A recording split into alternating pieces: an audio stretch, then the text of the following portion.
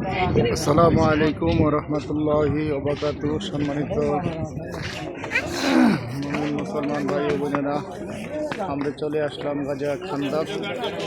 এই খান্দক হইল মুহাম্মদ সাল্লাল্লাহু আলাইহি ওয়াসাল্লাম নূর ওয়ালা নূর নবী যখন জিবরিল আবু জাহেল খান্দকের নবীজিকে মারতে আসছিল, এই খান্দক।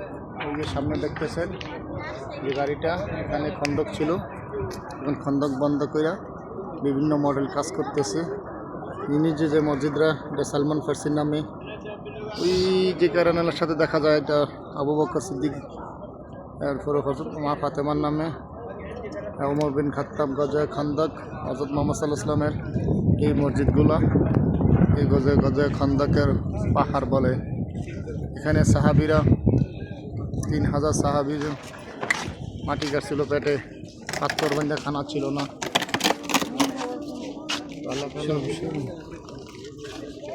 এখানে সকল মুমিন মুসলমান আসা যারা উদ্দেশ্যে নবীজির এই মসজিদের নামে এখানে দোয়া করছেন আইসা নবীজি।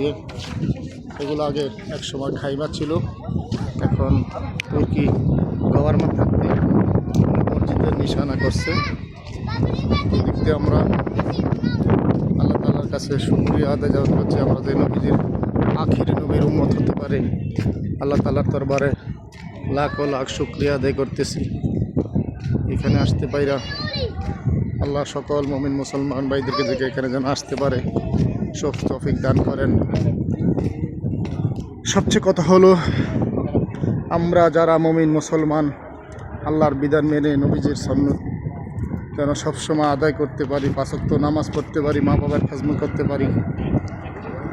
নামাজ পড়ার জন্য আল্লাহ তাআলা আমাদেরকে এই দুনিয়ার থেকে ইমানদার বানায়া কবরের জগতে নিয়ে যায়। আল্লাহ বলছে কুল্লু নফসু যায়কাতুল মউত। যারা একদিন আমরা দুনিয়াতে জন্ম হয়েছি, সেখানে একদিন আমরা মরতে হবে।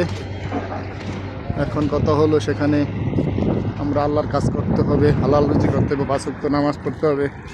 আল্লাহ তাআলা খুশি করার জন্য সকল প্রবাসী ভাইদেরকে এবং সকল ভাই বোনদেরকে যেন আল্লাহ তাআলা কবুল করে নেন মক্কা মদিনায় সফর করার জন্য।